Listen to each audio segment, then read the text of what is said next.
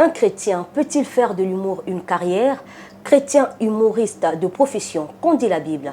Autour de la question, Man Matinal reçoit le révérend Francis Tunona. Pasteur Francis, bonjour. Bonjour.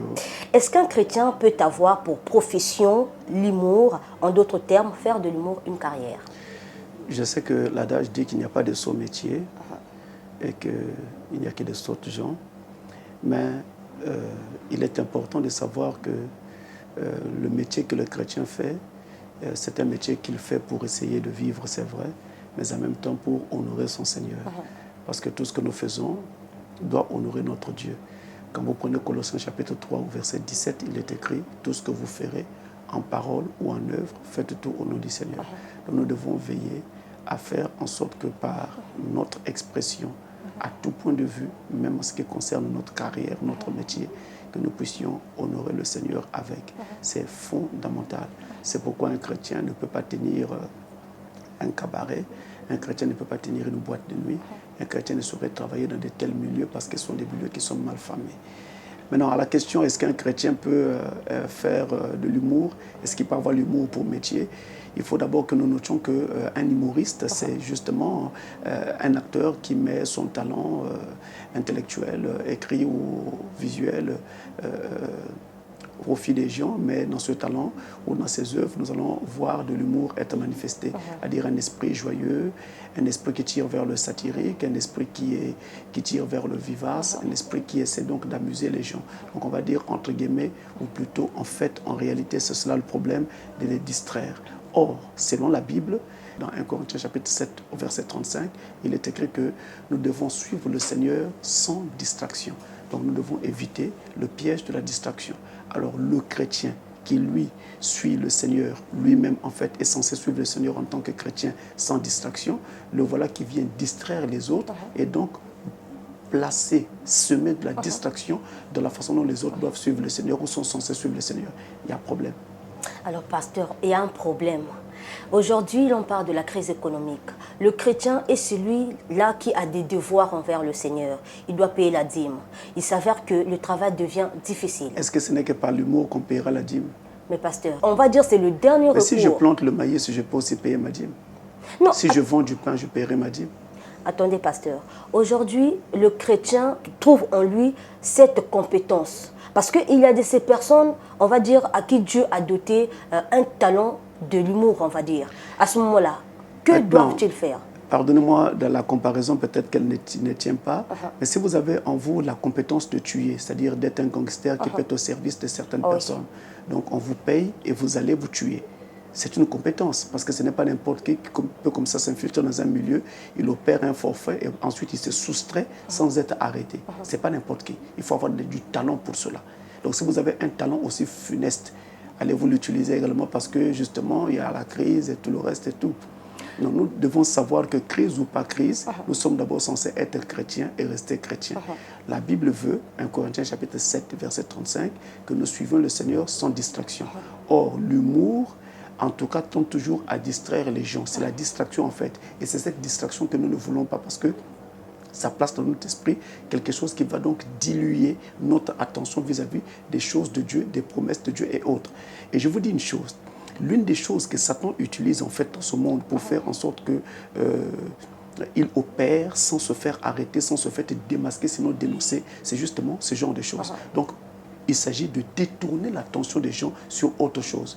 Vous savez, il y avait Hosni Moubarak qui avait été arrêté lorsqu'il y a eu le printemps arabe. Excusez-moi de revenir là-dessus. Et lorsqu'il avait été arrêté, il avait été jugé et condamné à mort. Donc, en fait, il devait être tué. C'est ce qui était prévu. Mais qu'est-ce qui s'est passé? Je comprenais le jeu. Avant la date même où Hosni devait être tué, un événement s'est produit en Égypte. Il y a eu un attentat. Et un attentat qui a été imputé aux frères musulmans.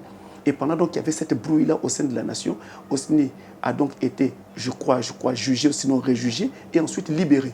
Parce que les gens étaient occupés à autre chose. Donc, ils n'ont plus fait attention au sort qui était réservé à Hosni Moubarak. Il a été libéré.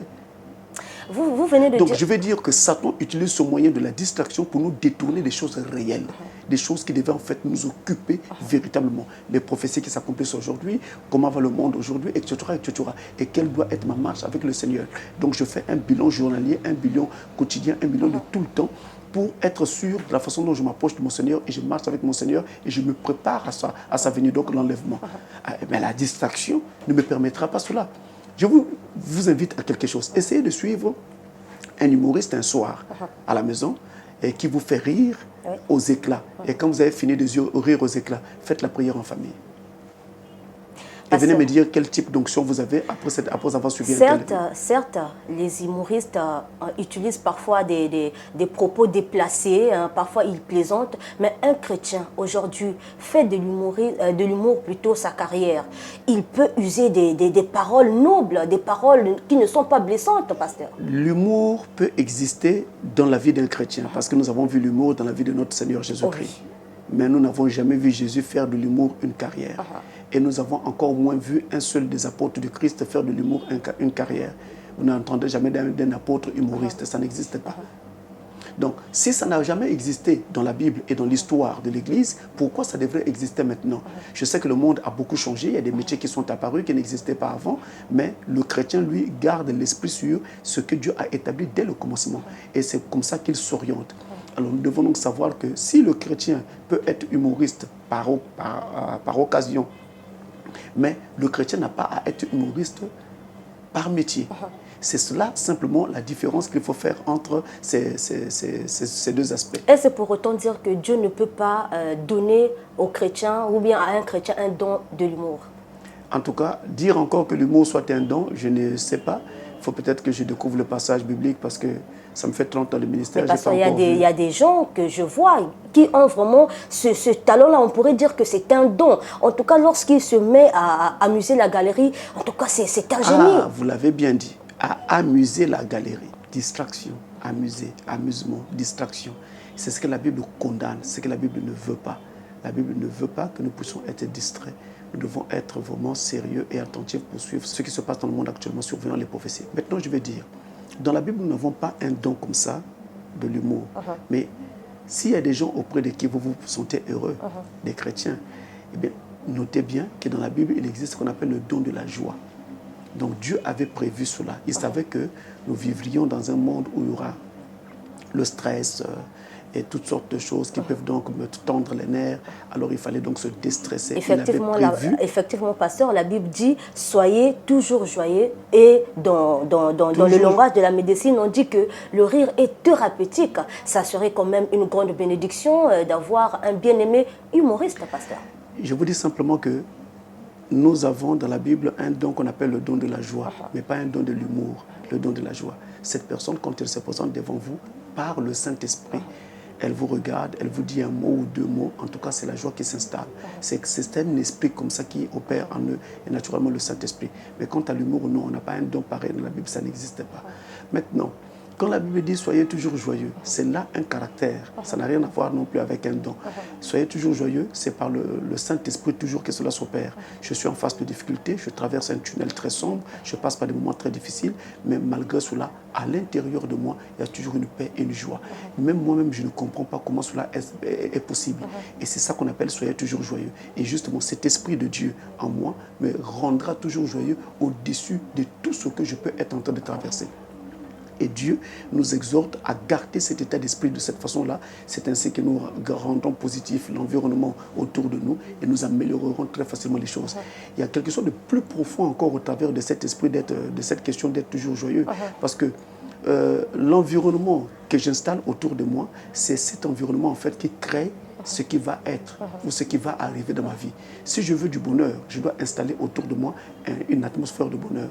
Si je veux être triste, ou bien si je suis triste, eh bien je vais installer par mes propres pensées une atmosphère de tristesse autour de moi et une atmosphère d'échec si je suis simplement en train de penser à l'échec ou à mes échecs répétés. C'est cette atmosphère-là que je vais créer autour de moi. Et c'est ce qui va se manifester dans ma vie. Donc c'est très profond. Au-delà d'une simple phrase, nous avons un enseignement très profond qui montre donc aux gens que l'atmosphère se crée Et cette atmosphère se crée par moi-même. Et moi, je crée cette atmosphère comment? Eh bien, c'est en gardant positive mes pensées et c'est en gardant mes pensées sur ce que je veux voir et non pas en me concentrant sur ce qui ne va pas, sur ce que je vois présentement. Parce qu'à côté de la plaisanterie, ceux qui ont déjà fait de l'humour leur profession, ont aussi un côté d'humour simplement. Il n'y a pas de plaisanterie. Donc juste vous détendre, vous égayer. À ce moment-là, si le chrétien adoptait ce rythme-là, ne pas donc s'abstenir de la plaisanterie. De toujours se laisser conduire par le Saint-Esprit. Parce que quand on commence à fabriquer, ou quand on commence à se concentrer pour essayer de fabriquer de l'humour, on va toujours aller au-delà de ce qui doit être. Et facilement, on arrivera également à dire des choses obscènes. Et c'est que d'ailleurs on trouve dans les bureaux, dans les entreprises, dans les milieux de travail, même dans les écoles, dans la rue, les gens qui se permettent de dire des plaisanteries qui sont plutôt obscènes. Alors on sort du cadre de l'humour, on glisse complètement dans la plaisanterie. C'est des choses obscènes, c'est des choses qui font de la raillerie sur d'autres gens. Ce n'est pas du tout chrétien et ce n'est pas du tout bien parce que ça va faire du mal à l'autre. Mine de rien, vous pouvez vraiment agresser quelqu'un moralement, psychologiquement par ces paroles-là qui vont sortir parce que vous pouvez vraiment nuire à cette personne. Pasteur Francis, une parenthèse. Souvent, les chrétiens ont du mal à bien cerner l'humour et la plaisanterie. On pense faire de l'humour, mais ça glisse vers la plaisanterie, pasteur. Justement, parce que dans la plaisanterie, on cherche à faire rire à tout prix et parfois en usant des paroles qui sont grossières, en utilisant des images obscènes. Alors qu'avec l'humour, en fait, on cherche à détendre, on cherche à faire rire également, mais on reste en fait dans ce qui est propre. Et les premiers humoristes qui sont apparus dans l'histoire, en fait, allaient beaucoup plus dans le sens de la satire. Donc, ils tiraient à boulet rouge, en général, sur les autorités établies pour dénoncer certaines œuvres qui, pour eux, n'allaient pas dans le sens du bien-être de la communauté. C'est un peu dans ce sens-là. Et vous trouverez également la même chose dans ceux qui, aujourd'hui, ont fait ou ont choisi le métier d'humoriste et tirent beaucoup sur les institutions, sur le président, sur les ministres, sur le maire de la ville, des choses de ce genre pour essayer de dénoncer ce qu'eux, ils appellent dérive. Mais moi, je vous dis que le chrétien n'a pas besoin d'en faire un métier. À l'occasion, je suis avec quelqu'un, nous sommes en train de parler, inspiré par le Saint-Esprit. Une parole sort qui détend, qui amuse la galerie. Il n'y a pas de problème à ce sujet. Même si vous en avez la conviction, même si c'est une révélation, en tout cas, on n'en fait pas vraiment une carrière. Je ne vois pas pourquoi le Seigneur va vous révéler uniquement d'aller être quelqu'un qui distrait. Parce que vous savez, quelque part, le côté humour et même plaisanterie est un côté qui diminue un peu. On vous prend pour un comédien. Mais attendez, aujourd'hui, on a des professionnels. Hein. Et je vous apprends que William Marion Branham, le messager du temps de la fin, est entièrement contre la comédie. Alors, si un chrétien ne peut pas être humoriste de profession, mais suivre les comédies pasteurs, ne serait pas mauvais, n'est-ce pas? Je venais de dire que William Marion Branham est entièrement contre la comédie. Et je vais dire, pasteur Francis, c'est un chrétien qui croit le message de Frère Branham. Je suis disciple de William Branham et je ne peux pas... Donc, dans des maisons, plus question de suivre les comédies... Je n'ai aucun ordre à donner aux gens. Je ne fais que dire ce que la parole de Dieu dit. Pasteur Francis, merci. C'est bon.